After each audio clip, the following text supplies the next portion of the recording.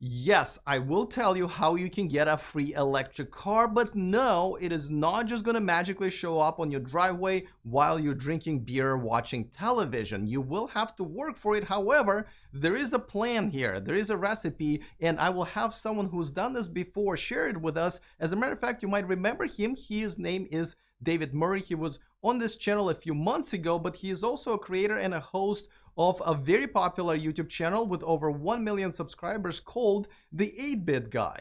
So once we stopped recording our video last time for this channel, we started talking about how David has all these electric cars that he drives around pretty much for free, and he does that by renting them out through Turo, but he rotates them so that he does end up having his payments made for him, but still has an electric car to drive at all times pretty much for free, and it varies from a Fiat all the way to a Tesla. So I was like, whoa, I want to do something like that. That sounds like a lot of fun. So David explained all these little details and nuances to me, and I said, you know what we should do? We should share it with my audience because I think that's something that a lot of people would be very much interested in. I think a lot of people have warmed up to this idea, as Elon Musk has mentioned how Tesla robotaxis are going to be driving around because there will be fully self-driving vehicles. Well, in this case, it's kind of the same idea, except for the robots are people who rent these cars, and that's how it works. So David's been doing this for years, and he was kind enough to agree to come back and share all of this with you guys, and that's what we're gonna do right now.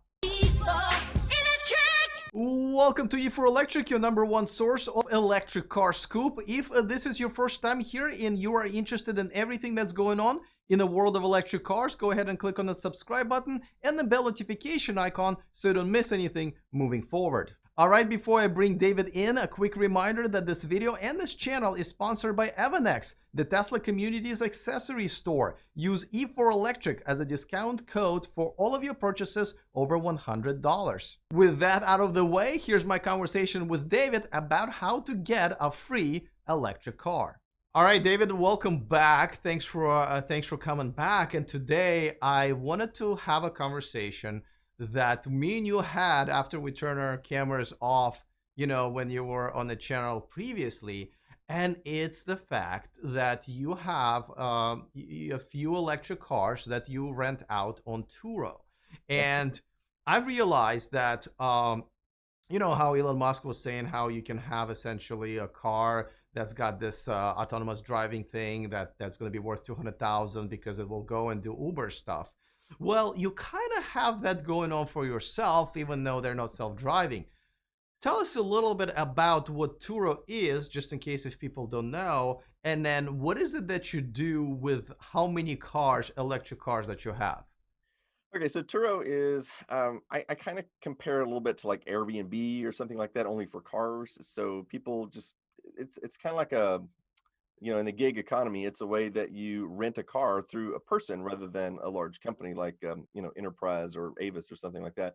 So I put the cars up for rent on the Turo website. There's also a phone app, and then people just, they look for the type of car they're looking for, and if they happen to be looking for an electric car or a very specific model, you can search for different criteria. Then yeah, they might pick one of my cars, and then they'll rent it from me, and it's all taken care of automatically by the app and everything. I just get a notification that the car has been booked for a set date, and I just have to make sure that the car is ready. And yeah, so um, I started with just one car as an experiment because I'd read an article years ago on, I think it was Jalopnik or something like that, and they talked about people who would buy like these really expensive like Ferraris or something like that. And in fact, there was one article about a guy doing it with a Tesla, and he would buy the car and he would put it on Turo, and then people would rent it out, and then the idea was that the car would actually pay for itself. Now, granted, you don't get to use the car all the time because most of the time it's going to be rented out to somebody else, but you get to use it occasionally, a few times a month, and it doesn't cost you anything to own it. And so I thought, you'd almost have to be self-employed to really do this and do it right, because you kind of have to be available for all the different times that people want to pick up and drop off, or in And many cases so, they want. sorry Go to ahead. interrupt, but so this is the question I kind of am curious. So the people will come to your house, or where are all these pickups and drop-offs happen? So generally speaking, they come to my house and pick it up. But sometimes they do request an airport delivery. So I do offer airport delivery to Dallas Fort Worth Airport. So I have to drive the car out there, and I generally meet them at the curb. Basically, we exchange, oh, here's the keys and anything I want to tell them about the car, and then I have to get an Uber to come home. But I do charge extra for that, so it kind of makes up for the Uber cost. So But okay, so go on. So you started with one. yeah, so I started with one, and I bought a cheap Fiat 500e. I found it at a local dealer for like 7,500 bucks, and I thought, well, this is a not a super expensive car to try it out with. So I started with that one. It actually didn't rent that often. It rented out, I want to say, 4 or 5 days out of the month, and but the interesting thing is because the car was so cheap, it didn't really require a lot of rentals for it to pay for itself. So even though it didn't rent out all that often, it was essentially for like a couple of years that I was renting it out, it was like a free car. I mean, because if it's gone 1 week out of the month, that means the other 3 weeks it's mine to do whatever I want to with, and I don't really have to foot the bill to own it. So yeah, after the Fiat was doing pretty well, I decided to step it up and try to get some other cars to put on Turo. And one of the things that really worked out is I think having two cars on Turo is considerably more profitable because you can have both cars available, and whichever one is rented out, then you just drive the other one. And This then is I, this is where this whole idea is coming together now. yeah, yeah. Yeah. So because before I had my own car that I never rented out, and then that meant that that car wasn't generating any revenue. So yeah, I started with two, or started with one, then I moved up to two and three, and next thing you know, I had five on Turo, and so I was just renting them all out, and whichever one was available, that would be what I would drive. And on some days they would all be gone. I mean, there were literally days where I tried to plan it out where if I could see that, hey, I'm only going to have one car left, let's take that car temporarily offline so that nobody can book it. That way, I always have at least one car to drive. But sometimes the bookings would come like really fast, like while I'm asleep or something like that. And so I'd get up in the morning and it's like, uh-oh, all my cars are booked. I have no car for today, so I'd have to use Uber or ask my wife to drive me somewhere if I needed to go somewhere. But that didn't happen too often though. Is there a way on tour to just say, listen, this car is only available Monday through Friday, or Yeah, it's either on or off? yeah, yeah. You can do that. Okay, okay. So, and you pretty much decided to buy electric cars only, correct? Right. Well, So, electric and plug-in hybrid cars. right. So, why did you decide electric? And also, we'll talk about costs, but specifically the charging costs. You have to charge them. You have what, one, two, now your bill probably is through the roof. Talk a little bit about why electric and how much does it really cost to on your side to maintain that and charge. Okay, so that's a pretty easy question to answer. In fact, it's something that's probably pretty important to talk about. Um, Even though these cars are essentially paying for themselves, unless they actually, 'cause I finance most of these cars. So unless the cars are actually completely paid off, at that point you could say, okay, well, I got a free car out of it. And you could even take it off Turo and say, ooh, this is my car. And but as long as the cars are still being paid for month to month, I really wasn't making any profit doing this. It was just a matter of, oh, look, I've got these free cars that I'm driving around. And so obviously it was more of a hobby really for me than a business strategy. Now I understand there are certain cars out there that people rent on Turo that they actually do make money on, but you there's long articles you have to read on selecting just the right car, that just the right price, and cars that are popular and stuff like that. But I figured if I'm doing this for fun, I want cars that I think are cool. And I like electric and plug-in hybrid cars. So those were the cars that I chose to work with. Probably not the best choices if you're actually trying to make money. But I figured if I'm going to get free cars out of this, I want them to be fun, cool cars that I like. That's kind of really what it boils down to as to why I picked electric cars. Okay, and so let's talk about costs. And first, let's talk about the electric costs of Yeah. charging the car, right? And do you have sometimes situation where you literally can't charge all of them fast enough? Well, actually, I have three level 2 charging stations at my Okay, house now. okay, So, okay. so I think I've got that covered now. But yeah, I started with one, and then as I got more cars, plus I got my wife's car too, which is, electric as well. So I mean, we had to go to two, and then eventually three stations. I've got one outside on the brick, and then I've got two in the garage. And so, but as far as costs, I don't think there's really a big deal there. I mean, most of these cars don't cost more than $1 or two to charge. I mean, in Texas, we've got pretty cheap electricity. So that was never really an issue. Really I think interesting. I'd have to do the math again, but I think like my Tesla, for example, which has the biggest battery of all of them, I think costs like $8 or $9 for a full charge, like from empty to full. Yeah. And like my Chevy Volt or the Prius Prime or something like that, I mean, you're looking at like probably less than $1 to charge them up. And so I didn't even charge like the way I would advertise the cars was in the frequently asked questions on my Turo page is, I don't even care if you return these cars with a charge or not, because it's kind of a difficult to ask the customer to charge them, which is something we'll talk about later, I'm sure. So I just always told them, as long as you get it back, however you get it back, whether it's on a tow truck or on its last mile, I don't care. I'll charge it up and I'll foot the bill for charging it. So it's not an issue for me. Okay, and so in terms of how many, so are you leasing these cars, or you're buying them outright, or are you financing them, and Well, why? a couple of them are actually paid for, and then some of them are financed, and but yeah, none are leased, because typically leasing companies do not allow to rent them on Turo. That would be considered a sublease, Hmm. and that's actually prohibited by the lease agreement. So if you're leasing your car, you can't rent it on Turo, at Interesting. least I not legally. always lease my car, so okay, that's something to think about, because I'm genuinely like, that's great that we're gonna post this video, but I'm genuinely learning something because I would like to do the same thing. I'm shopping for Jaguar I-Pace right now, so I'm thinking like, okay, this is probably my moment because I also have a Volt. Okay, now who cleans up these cars? Who washes this car? Cleans up the throw up and all the empty bottles in the back, like you Yeah, know. well, um, so yeah, that's one of the downsides of during Truro. I will tell you that probably 90 to 95% of the customers are great.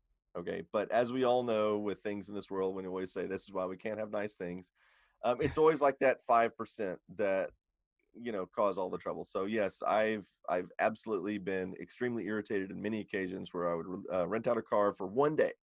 The car would be, when I clean a car, I mean, I clean them like showroom quality. I mean, they are spotless, inside, outside, vacuumed, armor all, everything.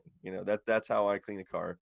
And I've had cars that I would rent for one day, and they would come back the next day, and they would look like they went out mudding in them on the outside. The inside looks like they had a party in there.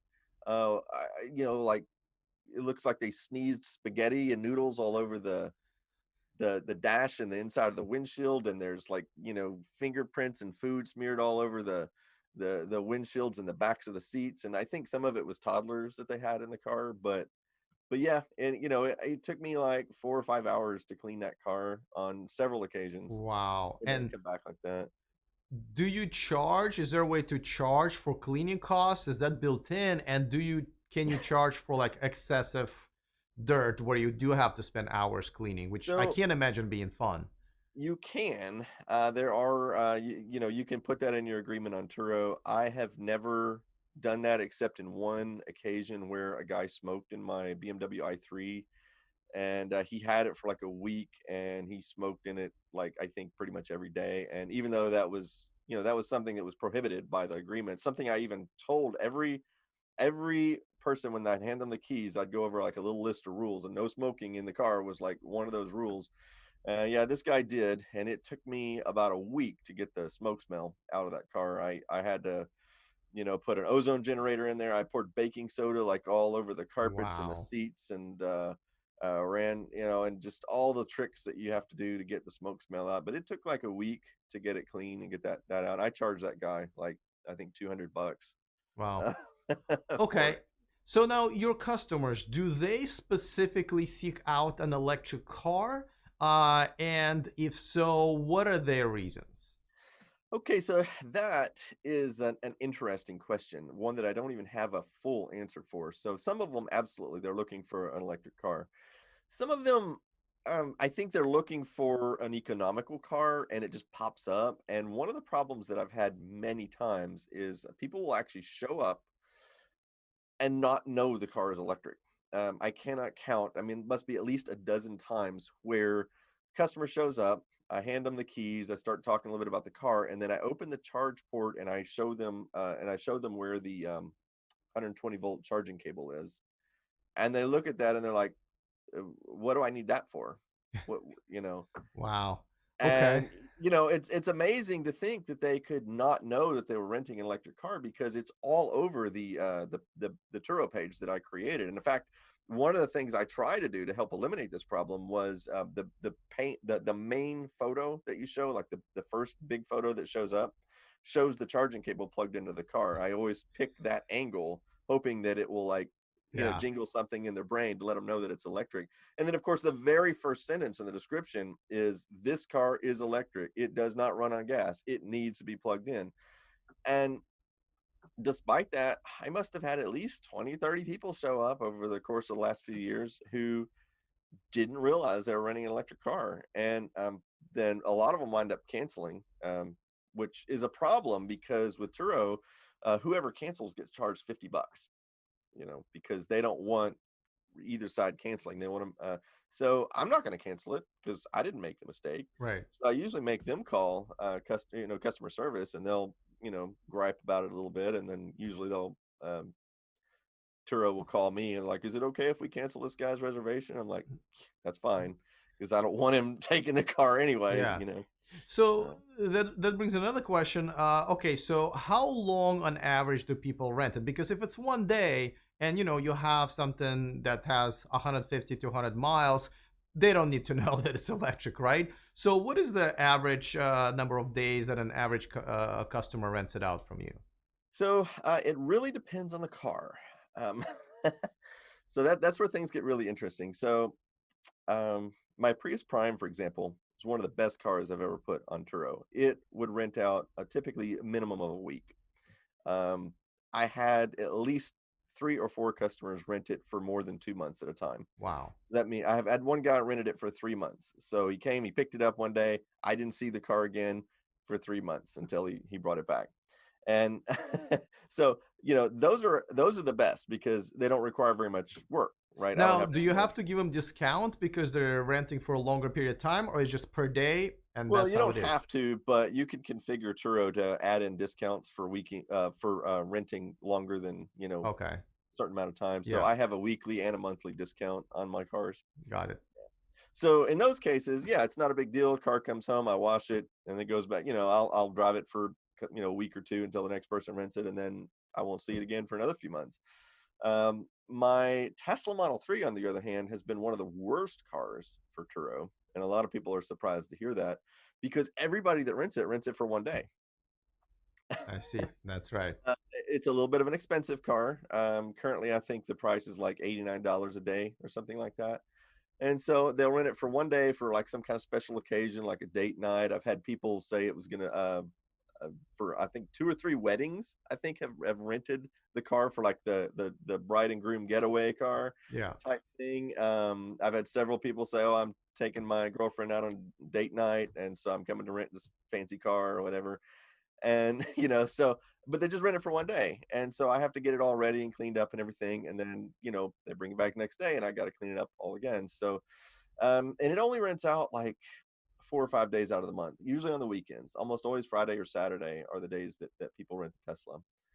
And so the Tesla's been rather disappointing to me as a Turo car. I thought it was going to do really well, but yeah, it's just All right. So I mean, I see your point there, and obviously price matters to yeah. everybody. Yes. By the way, is can you get a used car? I'm assuming, and can you get a salvage title car and still put it in service, or is there a limitation? Actually, I think pretty much all the cars I've rented on Turo have been used except for my Prius Prime, which I bought new just for that purpose. And that's because at the time you couldn't even get a used one if you wanted one. But yeah, all my cars have been used, and one of them was in fact a salvage title. Well, no, it wasn't a salvage title. My BMW i3 was a manufacturer buyback, which some states consider salvage. Mhm. But yeah, there's no problem with that. Okay, and then what happens when something goes wrong? The car breaks down in the middle of, because you're laughing already, so I know there's going to be a good answer. Yeah, so I've had numerous issues with that sort of thing, and this is kind of where the whole EV thing just is kind of a little bit eye-opening. So ultimately, it's the responsibility is shared a little bit between all the parties. So, um, for example, when I've had people run the cars out of power, which has happened several times, more than I'd like to Yeah. count. They usually call Turo customer service. Unfortunately, Turo customer service is not the brightest when it comes to electric cars. So I've had Turo call me in the middle of the night saying, "Well, your customer's battery is dead, so we're sending out roadside assistance so to jump the battery for them."